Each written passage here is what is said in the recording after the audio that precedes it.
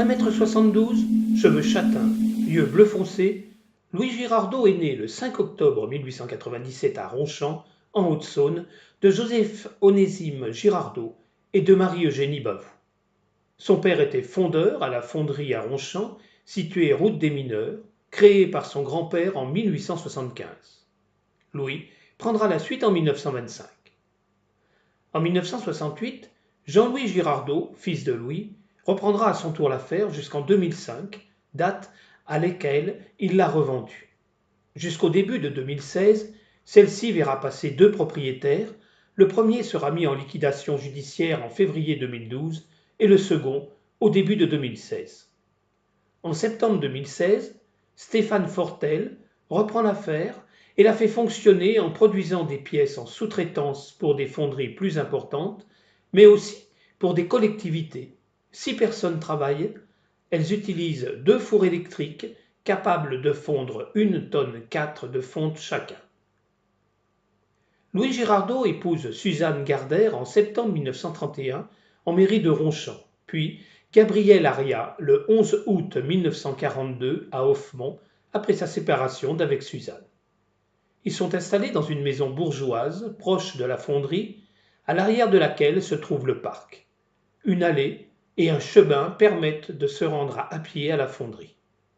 Louis vouvoie sa femme, ils auront 3 enfants, Françoise, née en 1941, Jean-Louis, né en 1943, et Madeleine, née en 1945. Louis Girardot était un homme qui parlait peu, si bien qu'il n'a pas laissé beaucoup d'informations à ses descendants sur son passé. Il évoquait rarement la guerre de 14.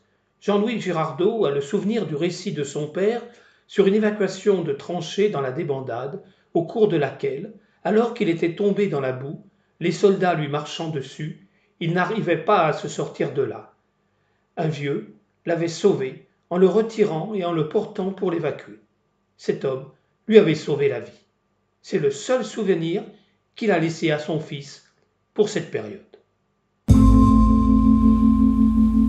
Le 8 janvier 1916, il avait alors 19 ans, il est incorporé au 171e régiment d'infanterie, puis le 5 septembre au 105e. Il sera blessé par des éclats de grenade le 12 décembre 1916. En mars 1917, il est incorporé au 75e régiment d'infanterie avec grade de caporal. En avril 1918, il entre au 100e d'artillerie d'assaut et le 7 janvier 1919, il passe dans la réserve de l'armée de terre. C'est entre les deux guerres qu'il s'est passionné pour l'aviation.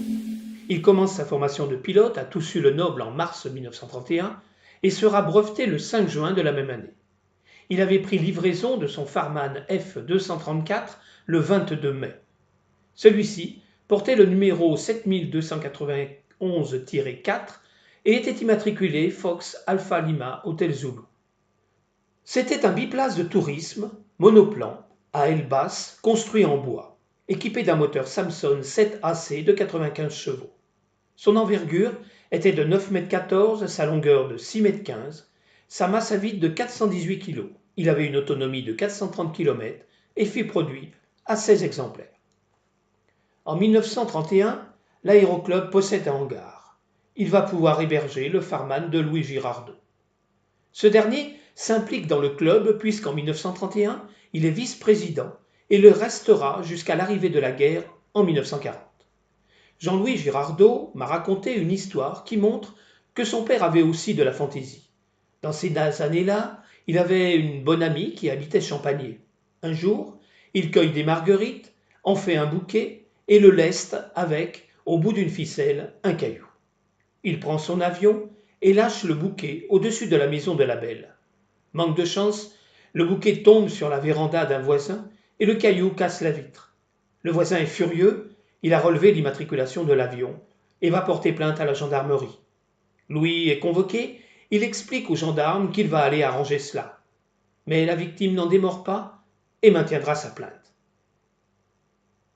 Il participe à la première manche de la Coupe Vigor qui s'est disputée le 3 juin 1934.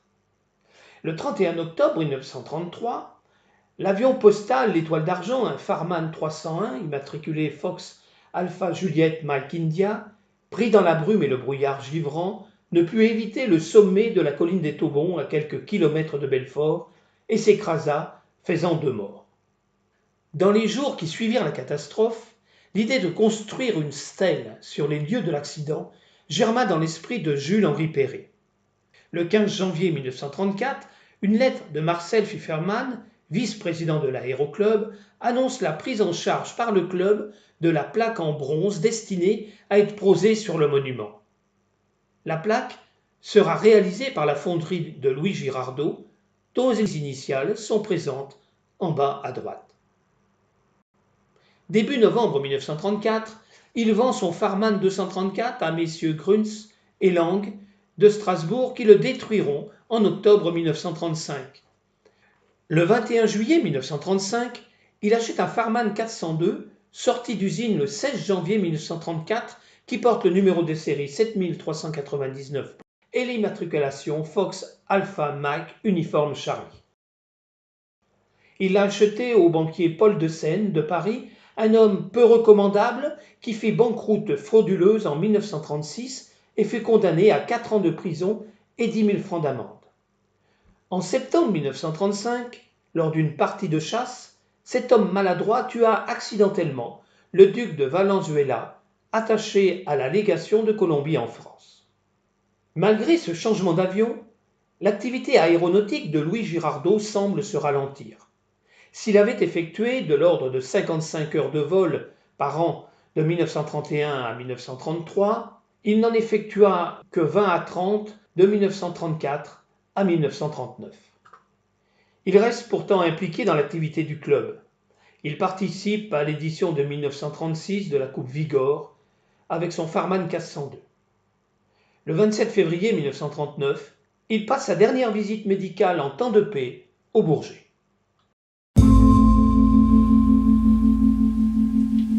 À la déclaration de guerre, il est remobilisé et réquisitionné avec son avion à Dijon, un début de guerre où il aurait fait des baptêmes de l'air pour les officiers et leurs familles. Après-guerre, il reprend sa place dans l'organisation de l'Aéroclub et les vole le 3 novembre 1946. Mais il n'est pas aisé, lorsqu'on a eu un avion personnel avec lequel on volait librement, de s'adapter à une structure qu'il considérait sans doute trop rigide pour lui, n'arrivant pas à s'entendre avec M. Soberli, qui s'occupe, en compagnie de M. Ecker, du renouvellement des licences. Il ne fera que 1h10 de vol en 1946 et 6h12 en 1947. Le 24 juillet 1947, il effectue son dernier vol et ne se consacrera plus qu'à son autre passion, l'automobile. Georges Oudarde m'avait raconté que le souvenir principal qu'il avait de Louis Girardot était son arrivée à bord de sa voiture de course à la Coupole à Belfort. Il le voyait descendre de la voiture fort bruyante avec son casque de cuir. Cette histoire m'a été confirmée par Jean-Louis Girardot en même temps qu'une autre. Lors d'une de ses sorties entre Ronchamp et la Coupole, il se fait arrêter dans la descente de Chavon-Villard, se gare sur le côté et attend les gendarmes dans sa voiture. Lorsqu'ils arrivent à sa hauteur, il lui demande pourquoi il n'a pas reculé pour venir à eux. Il leur répond qu'il n'a pas de marche arrière. En effet, sa voiture était une voiture de course et n'était pas conçue pour cela. Pas conçue non plus pour rouler sur route ouverte, mais ses relations à la préfecture lui avaient permis d'obtenir une immatriculation. Les militaires lui demandèrent alors à quelle vitesse il roulait. La réponse fut « je n'en sais rien, 130, 140 ». On lui fit remarquer qu'il n'était pas en avion et on le laissa repartir. La carte grise de la voiture portait l'inscription « Interdiction de rouler la nuit », car il n'avait pas d'éclairage. Sa Talbot Lago T26C était particulière. Il l'avait fait modifier à l'avant, si bien qu'il est facile aujourd'hui de la distinguer. Fritz Schlumpf finit par lui acheter la voiture. Elle est aujourd'hui visible au musée de l'automobile à Mulhouse. Louis Girardot est décédé le 20 décembre 1979 des suites d'une longue maladie. Il repose en compagnie de ses 2 filles décédées en 2006 et de sa femme décédée dans sa 100e année le 19 janvier 2014. Ils sont réunis au cimetière de Ronchamp, face à l'entrée principale, dans une tombe adossée au mur d'enceinte.